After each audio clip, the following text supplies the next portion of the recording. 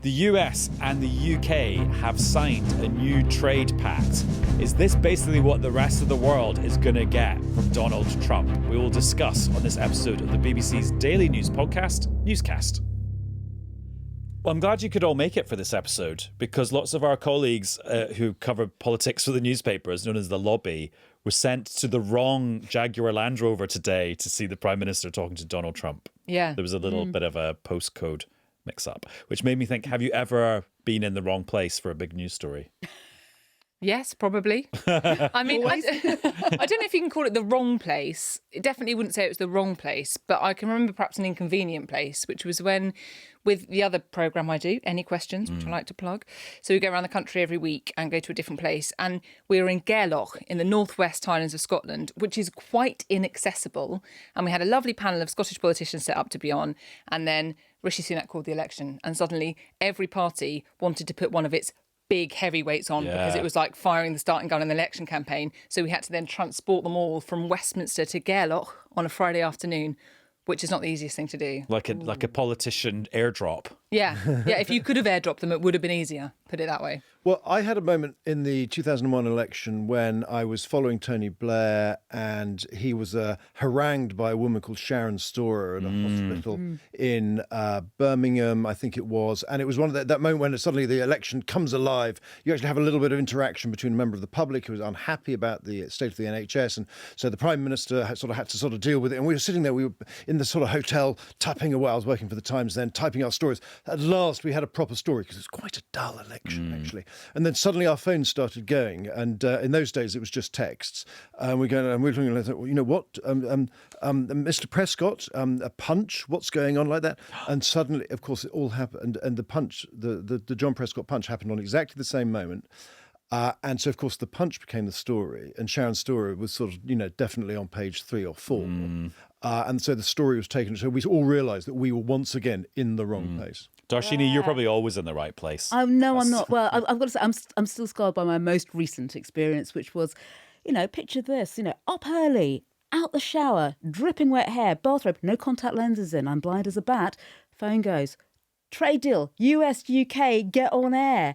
Definitely felt in the wrong place. But I don't think anything can quite equal. Do you remember the Rudy Giuliani example on the Four Seasons Garden Centre? I always think of that and think you can't do worse than that, really. I mean, I'm just glad we're all in the right place. And you're definitely in the right place because we're going to talk about all the things that have happened in the world and all the plates that are shifting. So the reason Keir Starmer had gone to Jaguar Land Rover was because he was then going to have this conference call with Donald Trump where they announced their prosperity deal that the two countries have signed today. We can discuss whether it's a trade deal or not. Spoiler, it's not, in a minute. But luckily, Chris did end up in the right place. But being in the right place meant that he could report on the news but couldn't get back to Newscast in time. So he sent us this little voice note.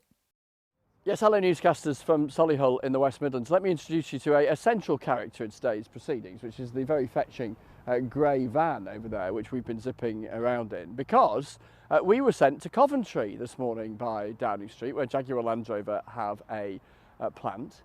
It turns out we were sent to the wrong factory in the wrong town, because we were sent from Coventry, I guess a city, to Solihull here, where the main Jaguar Land Rover place is. So 2 Jags, I guess it was, but we ended up in the right one in the end. Prime Minister, was here just a couple of weeks ago in the days after the imposition of those tariffs, that big announcement from President Trump expressing his concern for the workforce here, and a real palpable sense of relief here in the West Midlands. I was just chatting to the Mayor of the West Midlands, Labour Mayor of the West Midlands, hugely relieved at what the government has managed to negotiate with America. There are others, though, that I talked to, opposition parties, who are saying, hang on a minute, has Keir Starmer indulged in the kind of bombast that you hear from President Trump, the kind of language he's used today, given that a lot of this, so the argument goes, is about mitigating against those tariffs of a few weeks back, rather than a full, fat, comprehensive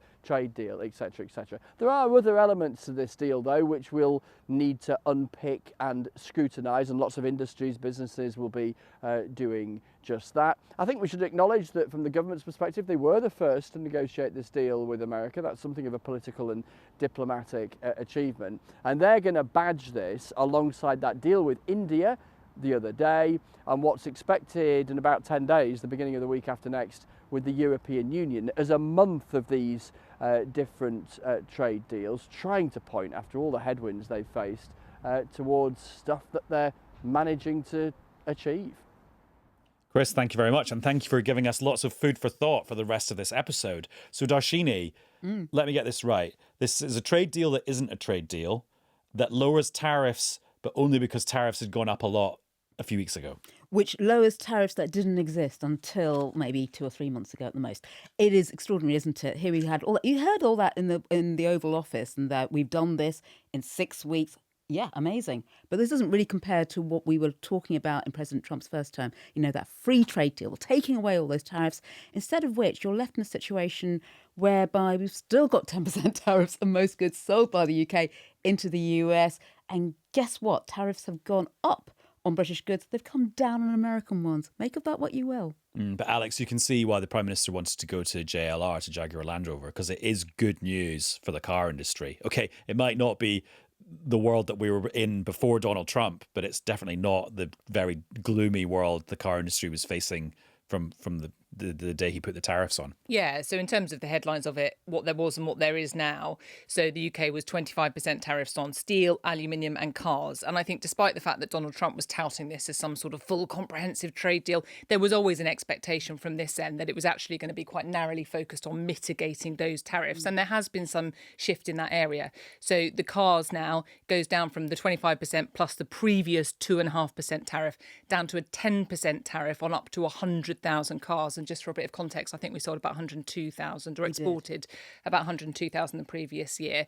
They've got rid of tariffs on steel and aluminium, but that 10% tariff across the board stays. And then there's some other bits and pieces like access to some farm products, including beef.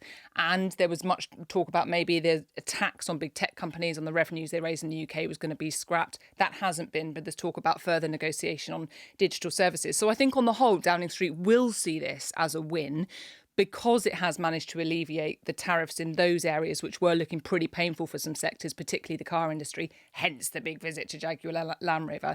But Darshini's right to point out all the caveats around that we're not in a better position than we were before the so-called Liberation Day. In fact, in most sectors, the picture still looks worse.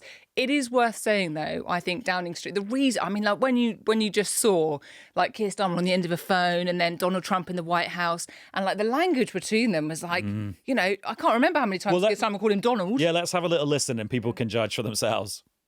It's really, in particular, the agreement with one of our closest and most cherished allies.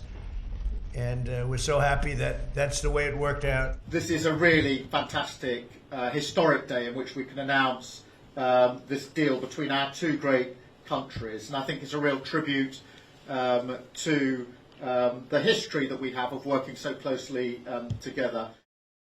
Yeah, Alex, I interrupted you, but laying it on thick. They were laying it on thick, and I think they were very keen to stress how brilliantly they've done. And I think you have to say that this is a bit of a diplomatic and politically significant win for Downing Street, because they were first in the queue for getting some sort of deal. Not a full trade deal by any stretch of the imagination, but some sort of deal. They were first in the queue. They've been working on it for an awfully long time. They wanted to achieve this, and they had all that language from Donald Trump about how important the UK is. And from a US perspective, obviously what this enables Donald Trump to do is say, look, my strategy's working, because now we've got people queuing up to do trade deals that are going to be beneficial to the US. So I think in the political and diplomatic terms, from a Downing Street perspective, it's clearly a win, which is why you had all that kind of language of love in between the two. And James, it was interesting seeing Keir Starmer being drawn into doing diplomacy in a Trumpian way, with lots of superlatives, lots of first name terms, lots of historical analogies that maybe someone else wouldn't really draw because they're maybe not really that relevant. And it all happening in real time on TV, like a sort of weird chat show with phones.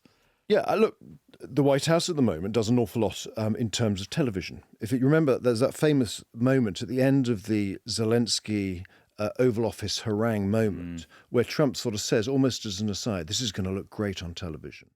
You're not acting at all thankful, and that's not a nice thing. I'll be honest, that's not a nice thing. All right, I think we've seen enough. What do you think? Huh? This is going to be great television, I will say that. So an awful lot of this is performative, and that's what we saw today. It was highly choreographed. It was designed very much to look like that. And what was interesting, what struck me, was just how much Trump seemed to need this as much as the Brits. The Brits, have clearly, they have protected British jobs that otherwise, were potentially at risk. But at the same time, what Donald Trump was doing, as Alex was suggesting, is that he was demonstrating that his strategy has worked, because his tariff policy has been widely criticised as being self-harming, and what he's trying to show is that actually no, the leverage works. That if you put pressure, then countries come to the table, they negotiate, they do a deal, and this is now the case study. This is sort of the gold standard to show the rest of the world. But also, as I was watching it, what struck me was that the utter contrast with the way, in my life, the as important deal, which was the natural resources, minerals deal that the United States has agreed with Ukraine just the other day.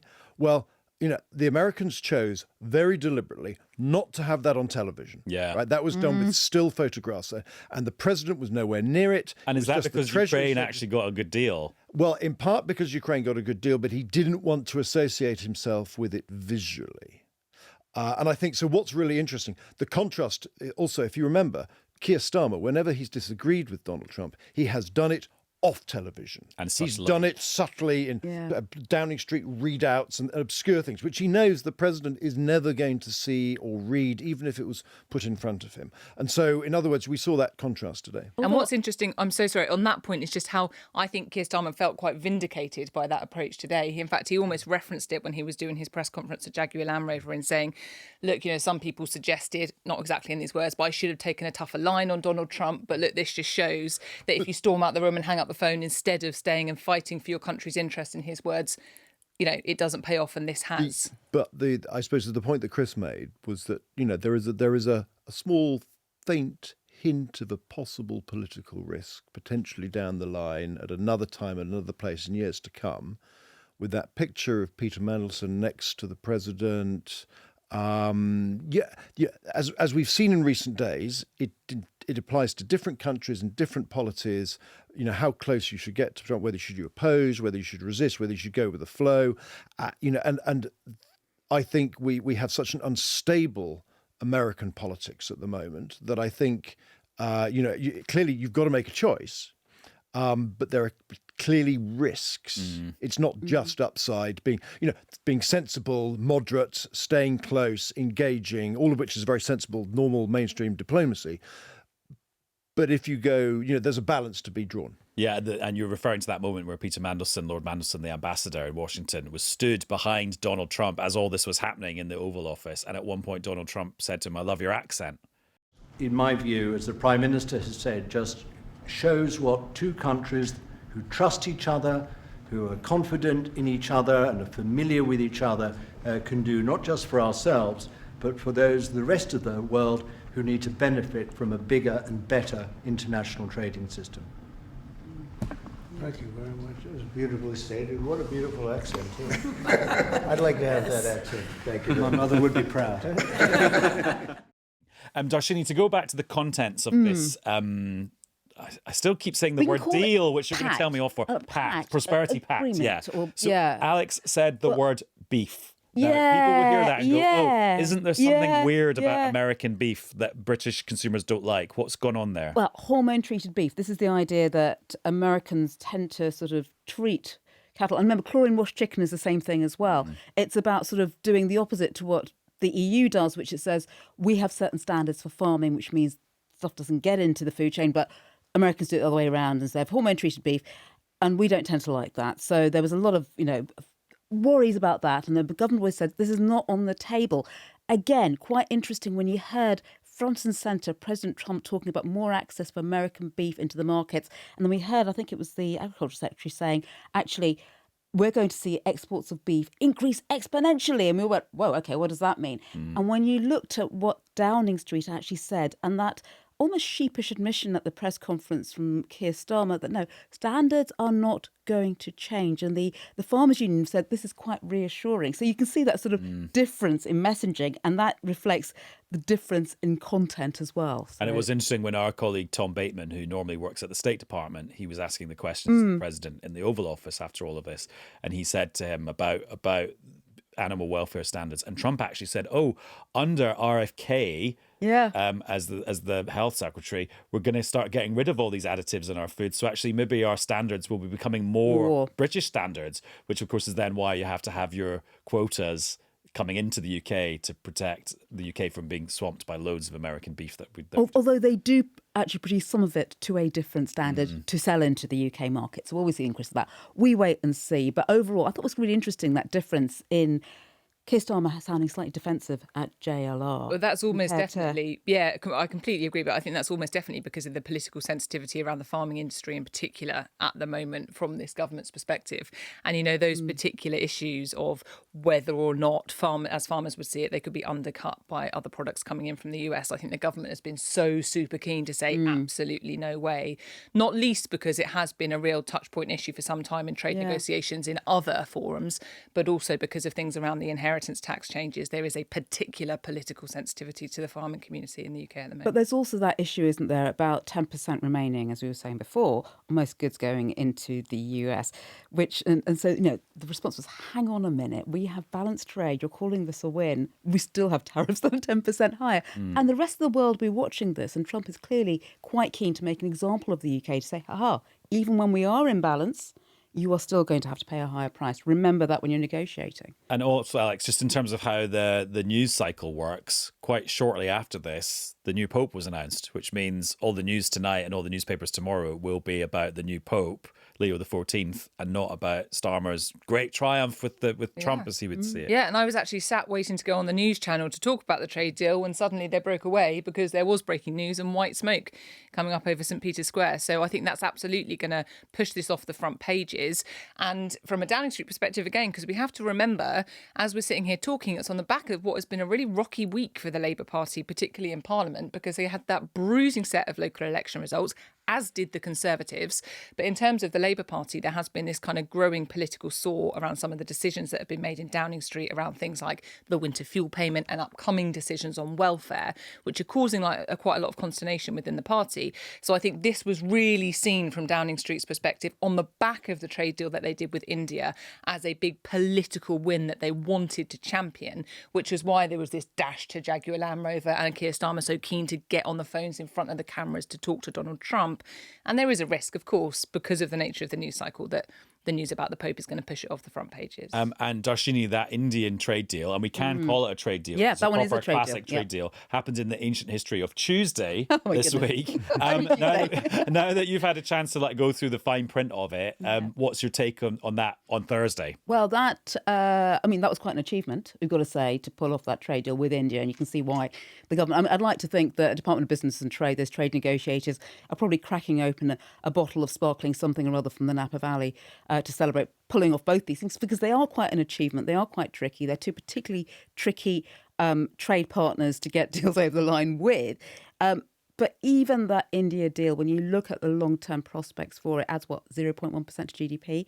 When we look at what's on the table here, actually it repairs some of the damage caused by the tariffs we've seen introduced by President Trump. It doesn't go a very long way. It doesn't really shift the dial at all. Although, as we're hearing there, for workers at JLR, this is obviously a huge relief to know there's some protection for the industry there. There was also a certain amount of relief that this deal with the Indians was announced before India launched its strikes against targets in Kashmir, because there was a huge worry within Whitehall that these two issues could suddenly become blurred and messed up.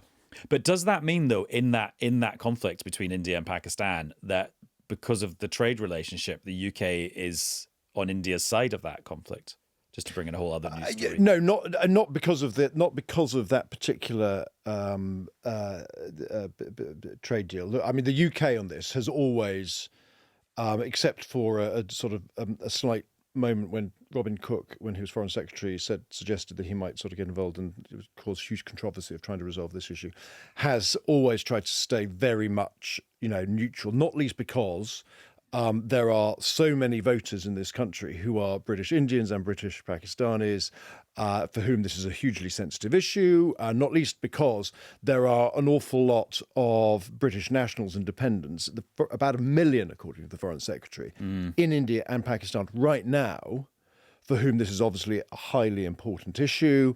And so the UK has always, wanted to try and play it very even-handedly. So I think they would not allow any kind of trade deal to sort of get in the way of that, I think. Understood. But to go back to the contents of the trade deal, wasn't it fascinating, Alex, that the big news after the deal had been signed was something that sounds quite technical, which is social security cooperation between the UK and India, which then became a big political row about whether the government was giving a kind of national insurance bung to Indian workers. Yeah. Where's that ended up? Well, effectively exempting Indian workers from paying national insurance for a set period of time. And if they're sent here by an Indian company. That's right. And the government was then pointing out, we have very similar arrangements with other countries on these terms. But of course, it gave the Conservatives, they were saying, hang about here. You are, going to encourage more Indian firms to send Indian workers here instead of people employing British workers because there'd be some sort of tax deduction. So it went back and forth for a little while. But I think what is quite interesting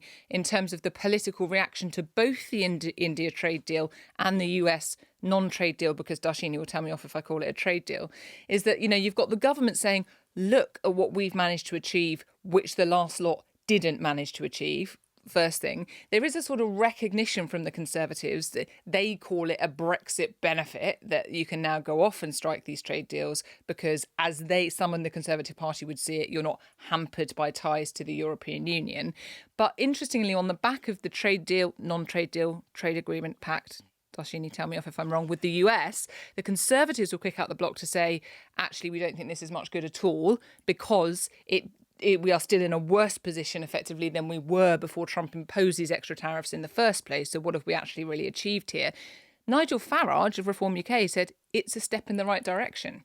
So it's just quite interesting to have seen the kind of political fallout and people angling for position when the government clearly wants to herald this as a resounding success, both of these deals. Well, Kemi Badenoch today said on social media that the US deal, the UK had been shafted. Yeah. She was harsh, really harsh about it. On a pure numbers basis, it does appear that way, right? When you look at what has been left at the moment, as you say, our tariffs are higher than they were. In fact, they're 3 times higher than they were. American tariffs, well, they've come down by 2/3 as a result of this deal. So when you look at that, anything but a level playing field, and US stands to benefit more in terms of export sales. Having said that, what we heard officials again and again keen to say is this is just the beginning. And there's more work to be done on this. And when you look at the potential there, and we don't really talk about services, right? But a lot of that is linked to our trading goods. So anything that makes that smoother does really help. I'm going with tariff pact. I'm going to go with that then. I should do as I'm told by Dharshini for sure. Tariff pact it is. And James, I'm just thinking back to when you said you were working at the Times, and I'm picturing you there at your typewriter, choosing every word carefully. Typewriter. More computers was the thing called the typewriter. My first job was on the Times educational supplement. And I did, I did actually have a typewriter. Wonderful. With carbon paper and and literally the two copies. One went to the subs and one went to the news desk, and literally there was a spike on which my copy was placed. Yes. But the reason I conjure up that beautiful poetic image is to get you to be like our linguist. Like that word "shafted" by Kemi Badenoch. That is a very strong word designed to get attention and to appeal to a certain kind of person, isn't it? Do you think? Yes, but then I can remember reporting on Michael Howard using the word "screwed" in Parliament, and there was a long discussion about whether or not the BBC could use that in those days. I also remember maybe we should have had a discussion about shafted before we recorded this. But remember when. Remember when David Cameron said too many tweets make a... Yeah, remember that well. And I had to write the radio broadcast piece on that using the clip in which David Cameron used that phrase, but I was not allowed to use it, even though I had to explain what it meant and its etymology, all without offending any of the audience. I suppose the link with all of this is because I was reminded of that as I saw Peter Mandelson standing next to the president today, was that when Jonathan Powell, who is currently our national security advisor, was, as a younger man, chief of staff to Tony Blair, he sent our then ambassador to Washington, a man called Christopher Mayer. Oh, I know where this is going. No, and Jonathan Powell's instructions were to get up the bottom, I shall use that word, of the White House and stay there. And I thought that's the quote that came through my mind when I saw Peter Mandelson standing there, at the left-hand side of the President of the United States, at one point holding hands, together. I thought, well, that's what we instruct our ambassadors to do.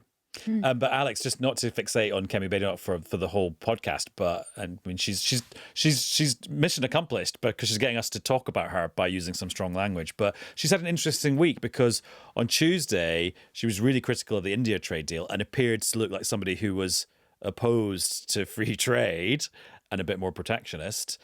And then today she's now complaining about a tariff pact that doesn't do enough free trade.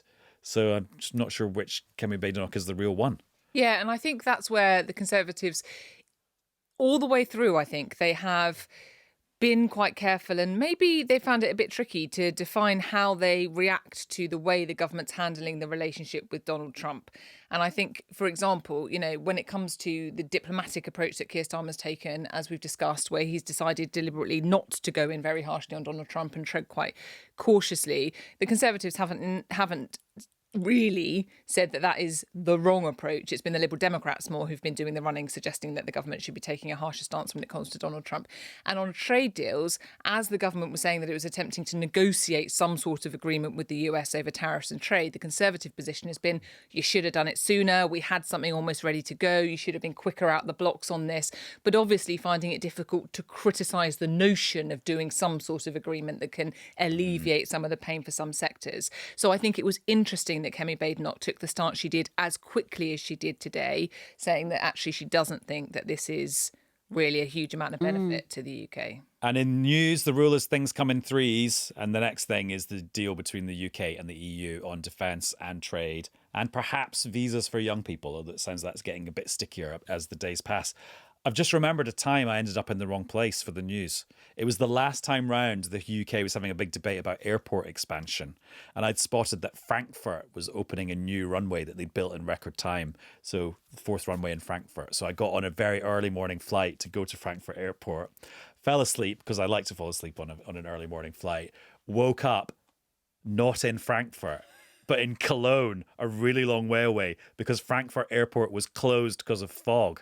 So Angela Merkel, then the German Chancellor, was there to open a runway that nothing could land on. And then I'm also thinking about the time in Brussels when, do you remember when Theresa May signed that joint report and it was December in the first year of the Brexit negotiations and it was the first kind of milestone being reached and they only agreed to do it at the last minute after the last train had left London. So no one from London could get to Brussels the next morning to see this big milestone. And I was the only person there. And didn't you doorstep them? Probably. I think you did. I thought we saw you there waving your microphone. My main at memory of people. that day is working like really, really, really, really long and then ending the day doing a live on the 10 o'clock news. And it started snowing in the middle of the live. And I was like, what?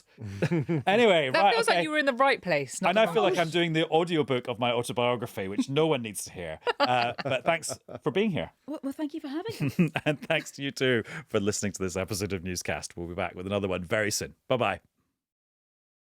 Now, one last thing before we go. If you were listening to the newscast that we recorded on Friday morning last week, when it was the results of the local elections and the Runcorn and Helsby by-election, you'd have heard me speaking to representatives from all the main Westminster parties in England. However, there was one missing. It was Reform UK, because no one was available to speak to us. That changed on Thursday morning when I caught up with the party's deputy chairman, Richard Tice. And here's my conversation with him. Richard, hello. Very good. Hello, good morning, afternoon. Yeah, exactly. So it's such a busy time. None of us know actually what time zone we're in. Actually, talking about timing, like the reason we're talking now about the local election results from Friday is that reform, you were all too busy on Friday morning to do our live recording at 7 o'clock in the morning. What were you all doing? Well, we were basically sort of just dealing with so many votes coming in from all over the country and absorbing the news, the fact that we were exceeding expectations everywhere. And so it was just, and obviously we had an incredibly close result in the parliamentary by-election at Runcorn and Helsby, where we won by just 6 votes. But a win is a win. And of course, we took control of 10 councils, and we've been manically busy ever since starting work with those councils. Yeah, and you've got 677 councillors elected in total. I suppose it'll take quite a long time for you to meet them all. That's a lot of people. It is a lot of people. But the key thing is actually that they get busy in their respective councils. And obviously where we've got control of councils, for example, I'm MP in Boston and Skegness, part of Lincolnshire. So we've taken control of Lincolnshire County Council. We've won the mayoralty of Greater Lincolnshire. And so we had a big meeting yesterday, starting on plans, electing group leaders and starting to progress the work involved of running a council. And, for us, in a sense, there's no time to rest on one's laurels. Voters expect us to crack on and start to make a difference, start to save money and really open up the books, find out what's really going on and where we can make significant improvements. And have you learned anything interesting about local government in the first 6 or 7 days? Yes, I think that in all these different areas, of course, it'll be a non-stop learning process. The key for us, though, is that we've got to cut out the waste, the unnecessary spending. We've made it very clear with our national picture. People know that we've got very strong views about restricting legal and illegal immigration. We've got very strong views about the madness of net stupid zero. And we think that actually with those councils, we can start to make some progress on that. And so, I think in a sense, the residents of Lincolnshire have given us a very clear mandate, for example, that they don't want tens of thousands of acres of productive agricultural farmland covered in solar panels. So we're going to take on all of this stuff against the government. Okay, there's lots of things I could ask you about there, but I'll just zoom in on a few things. So what you describe as local authority waste, and I always remember that the famous example of all your colleagues gave during the election period was the ergonomic chairs in one local authority. If it turns out there's actually good reasons for that spending, are you prepared to kind of like change your mind and be like, oh, that's not waste, that's actually turns out that's okay to have that spending? Have you got an open mind?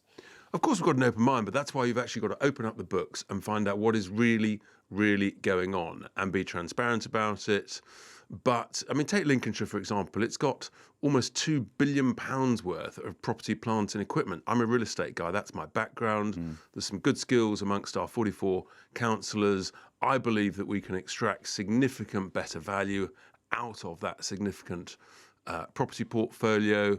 And very quickly, if you save 1 or 2%, when you've got a budget of 1.3 billion, just 1%, for example, that's but that property portfolio, that property portfolio will be things like libraries and swimming pools and children's play parks, won't it? I can tell you, it's a great. It's not like penthouse apartments that you can sell off to the highest bidder. It's a great deal more than that, but in a sense, that's actually what we need to. That's why you've got to open up the lid. Look under the bonnet and find out what it is. I think there'll be all sorts of areas where we can extract extra value from. Okay, and you talked about the solar panels in Lincolnshire, and you talked about it being on kind of productive prime farmland. Does that mean that you're in favour of some solar panels in some places? It's just in particular areas you're like, solar panels should be on the roofs of buildings, on warehouses, for example, and on the roofs of new homes, for example. And the government has finally, I think, sort of indicated that it's moving in that direction. That's a sort of a good dual use of roof space, but it's not a good use of farmland to take it out of production when we need to become more self-reliant, and we should be encouraging our farmers to become more efficient, more productive. Instead, this government is doing the opposite. It's making it lessons, reducing the incentives to farms with its, for example, ludicrous family farm tax, the grief tax. Isn't there an argument, though, that actually there is enough space in Britain for the farmland and for the land for the solar panels? No, there is absolutely no argument whatsoever. No, let's be very clear. About 40 years ago, we were producing about 80% of the food that we consumed. Now that number is below 60%. And what we're seeing, for example, that's not because of a lack of land, though, is it? That's economics and choices. It's a combination of both, because we've been paying farmers not to farm good, productive farmland. That's the economics of madness, for heaven's sake.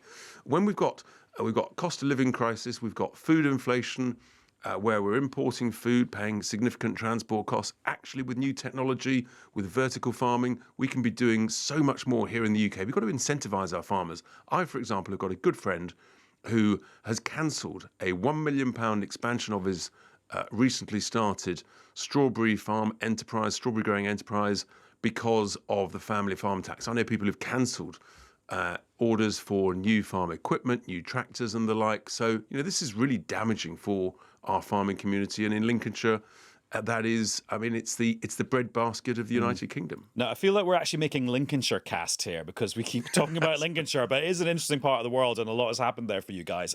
Andrea Jenkins, your new mayor of Greater Lincolnshire, she's talked about this idea about housing asylum seekers in tents. Now, I won't get you to speak for Andrea Jenkins, she can explain herself, but what do you think she's getting at? What's she actually proposing there? The real point we heard is that people are furious about the cost of dealing with the illegal migrants coming across the channel. They're not being processed quickly, therefore they're having to and the government would call them irregular migrants. Well, whatever you want to call them. They've come here illegally against UK law, and because they're not being processed quickly, because of the human rights laws and all the appeals and things that are going on under the ECHR rules and such, it's costing absolute fortunes. And what Andrew quite rightly saying, the British people are furious in that, and that's one of the reasons we did so well in this elections.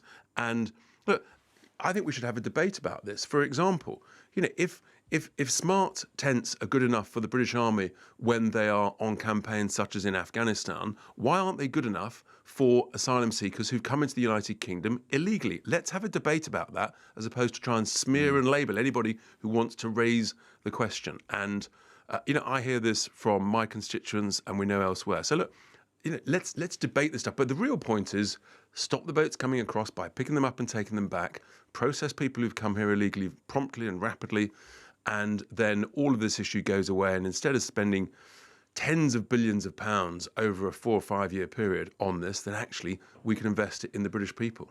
Now, we were talking on Thursday morning, hence why neither of us actually knew whether it was morning or afternoon or evening in podcast land.